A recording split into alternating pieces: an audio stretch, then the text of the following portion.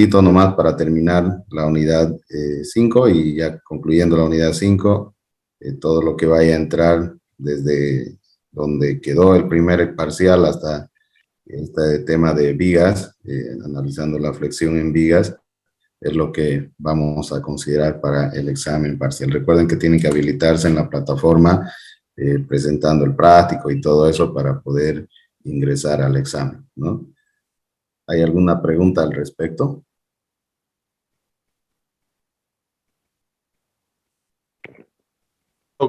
Todo claro, ingeniero. Ya, magnífico. Muy bien. Entonces, eso queda ya de conocimiento de ustedes. Voy a pasar a la plataforma para que vayamos viendo el contenido. ¿Bien? Permítanme un ratito.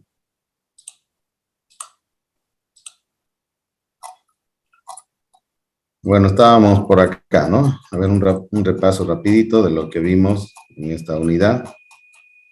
Bueno, unidad número 5, hablando ya de tensiones normales en vigas, ¿no? El esfuerzo que estamos analizando es el esfuerzo de flexión.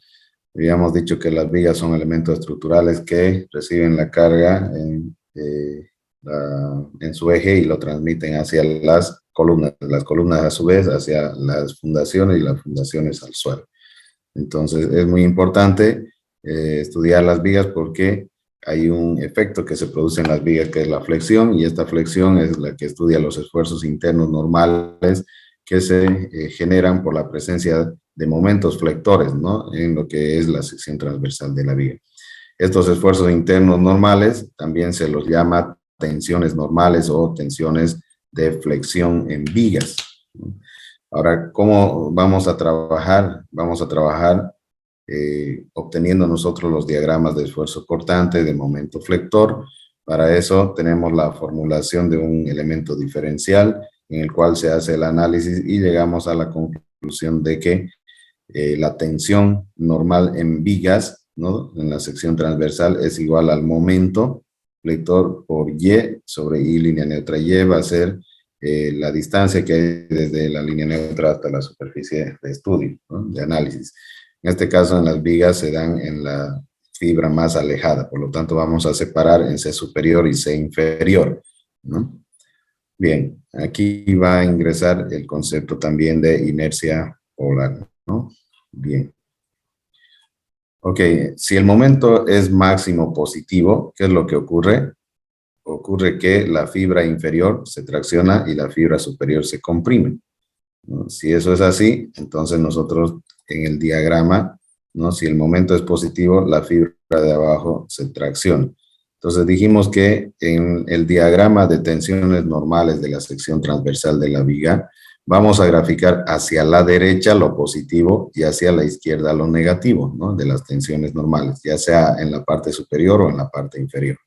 Como la fibra de abajo, debido a un momento positivo, se tracciona, entonces va a ser positivo, o sea, hacia la derecha el diagrama en la parte inferior, ¿no? Y uniendo este punto con el centro y proyectando hasta la línea punteada de la sección transversal de la parte superior, vamos a tener el esquema de la tensión normal negativa. En secciones simétricas, donde a partir del eje de la línea neutra, la parte superior es igual a la parte inferior, las tensiones tienen un mismo valor, ¿no? Tanto en la parte superior como en la parte inferior, y en el centro, donde está la línea neutra, las tensiones son cero, ¿no? Entonces, si el momento máximo que estoy analizando es negativo, lo que ocurre es que la fibra inferior, siempre el momento con su signo está relacionado con la fibra inferior, ¿no? Entonces, si el momento es positivo, entonces positivo es la fibra inferior. Si el momento es negativa la fibra inferior. Quiere decir que se comprime la fibra inferior y la fibra superior se tracciona. Entonces, si el momento es negativo, la fibra inferior se comprime. Por lo tanto, a la izquierda hacemos el diagrama de tensiones normales, ¿no? Y uniendo ese punto con el centro y proyectando hasta la línea punteada, lo que vamos a tener en la parte superior va a ser el diagrama de tensiones normales positivo.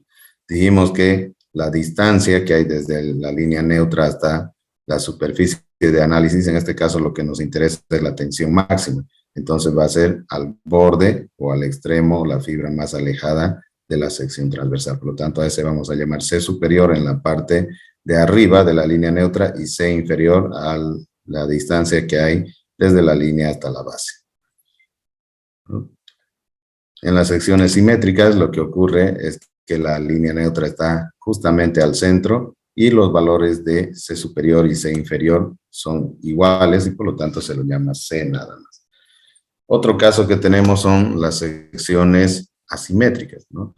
Las secciones asimétricas son aquellas secciones que no encuentran la línea neutra justo a la mitad de la altura, ¿no? ¿Por qué razón? Porque si nosotros trazamos una línea por la mitad de la altura, lo que vamos a ver es que la parte superior en proporciones de área no es la misma que la parte inferior. Entonces, lo que necesitamos determinar es dónde se encuentra concentrada la mayor cantidad de área, ¿no? Y más cerca a esa región se encontrará la línea neutra. Por ejemplo, en este triángulo, en la parte inferior vemos que está más concentrado el área, ¿no? Entonces, estará a 1/3 de la altura de este triángulo, la línea neutra. En esta otra figura vemos que en la parte inferior está rellena, ¿no? El área aquí tiene un espacio y por lo tanto la línea neutra estará más apegada a la base. Ocurre lo contrario en esta sección T, donde en la parte superior nosotros tenemos más área, por lo tanto la línea neutra estará más hacia arriba. Ocurre lo mismo en esta sección hueca, ¿no? La línea neutra queda más hacia arriba. Entonces, en secciones asimétricas, el C superior no es el mismo que el C inferior. Y por lo tanto, las tensiones normales, como habíamos visto acá, no son las mismas, ¿no? Tanto positiva como negativa, por lo tanto, hay que hacer el cálculo. Aquí tenemos un ejemplo de una sección U, por ejemplo, ¿no? Que en la parte inferior tiene más área, por lo tanto, la línea neutra va a estar más próxima a la parte inferior. En ese punto nosotros trazamos la línea neutra y fíjense la diferencia de C inferior con C superior. C inferior es más pequeño que C superior. Entonces, si el momento es positivo, el que estamos analizando, la fibra de abajo se tracciona. Por lo tanto, hacia la derecha dibujamos y uniendo ese punto con el centro y proyectándola, nos damos cuenta que la tensión máxima negativa es mayor que la tensión máxima positiva. O sea que ahí está más exigido a compresión que a tracción.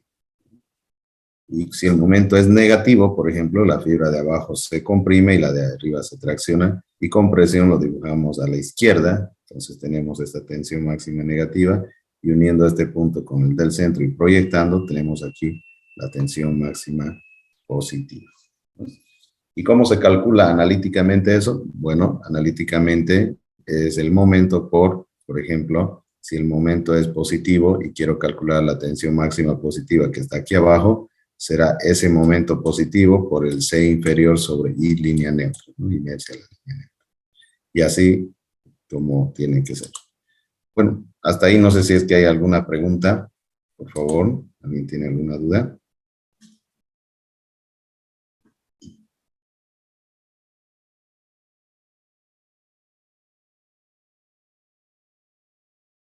Todo claro, ingeniero, por mi parte. ¿Ya? Bien. Bueno, después habíamos visto un pequeño ejemplo acá de una viga totalmente elemental, una viguita simplemente apoyada, isostática, con una carga uniformemente distribuida, rectangular. Les recomiendo a ustedes que repasen, por favor, isostática con todo lo que es reacciones, tipos de apoyo, tipos de carga, ¿no? Tenemos carga de este tipo así uniformemente distribuida, ya sea rectangular, ya sea triangular o de una función f de x también que puede tener, ¿no? O si no, puede ser también una carga puntual o momentos o una combinación de varios, ¿no? Puede haber cargas inclinadas, cargas puntuales, solamente cargas axiales en el eje X, por ejemplo, ¿no? Y además momentos puntuales. Los apoyos pueden ser empotrado, fijo, articulado, ¿no? Puede haber una articulación. O sea, todo ese tipo de cosas les recomiendo que ustedes, por favor, hagan una revisión de sus apuntes de isostática para que no tengan dificultad, porque el primer paso para poder analizar los problemas de resistencia en materiales es hacer un análisis isostático, ¿no? De lo que está ocurriendo, un análisis de las reacciones, un análisis de los esfuerzos que están exigiendo y las reacciones que se dan en los vínculos, ¿no? En los apoyos. Posteriormente a eso, hay que hacer un diagrama de tensiones, de esfuerzos cortantes y de momentos flectores. Entonces, el primer paso en este ejercicio, por ejemplo, es calcular las reacciones que van a haber acá. Una de las cosas lógicas que podemos analizar y plantear rápidamente es, al no haber cargas inclinadas ni cargas horizontales, directamente la reacción horizontal que va a haber en este apoyo fijo es cero, ¿no? Y solamente nos concentramos en los apoyos que tenemos acá y determinar las reacciones verticales. Entonces podríamos hacer, por ejemplo, una ecuación de momento, podríamos hacer una ecuación de fuerzas y con eso ya determinar los valores de esta reacción. Como indico, se toma momento en A para anular esta incógnita y se va a plantear una ecuación que va a tener una sola incógnita de donde la reacción en B da este valor y luego planteando una sumatoria de fuerzas verticales, ¿no? Obtenemos el valor de la otra reacción. Obtenidos los valores de las reacciones, se puede pasar a hacer los diagramas de esfuerzos cortantes y de momento flector. Y se debe determinar del diagrama el valor del momento máximo, porque ese momento máximo es el que va a exigir más a la sección transversal de la viga. Y si nosotros dimensionamos la viga y no es capaz de soportar ese momento, lo que va a ocurrir es una falla, ¿no? Puede ocurrir el colapso de la estructura. Entonces, en ese sentido, nosotros hacemos la búsqueda del valor de ese momento máximo y para eso tenemos como referencia el diagrama. El diagrama nos muestra acá que hay un momento positivo y por este otro lado un momento negativo. Se realizan los cálculos y se determina que el momento máximo es positivo y tiene este valor de 1777.74 kilogramos metro. Entonces, ese valor nosotros tenemos que trabajar en kilogramos centímetros, ¿no? Porque las tensiones se miden en kilogramos por centímetro cuadrado. Entonces, por esa razón, este momento que se ha determinado se debe convertir a sus respectivas unidades en kilogramos centímetros. Luego se hace lo que son la geometría de las masas, ubicando la línea neutra, como es una sección simétrica rectangular. Entonces, si la altura es de 30 centímetros, la línea neutra estará ubicada justo al centro, haciendo un valor de C superior y C inferior, en este caso C genéricamente, como H medias, ¿no? Si la altura es 30, entonces quedará 15 centímetros. La inercia de la línea, a la línea neutra en el eje X se calcula con la fórmula base por altura al cubo sobre 12.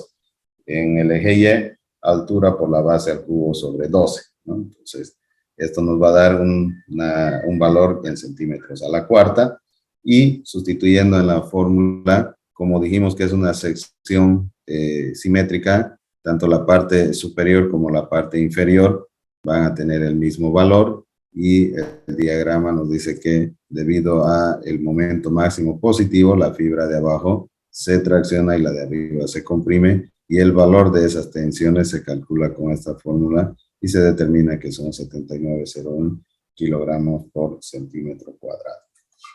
¿Alguna pregunta?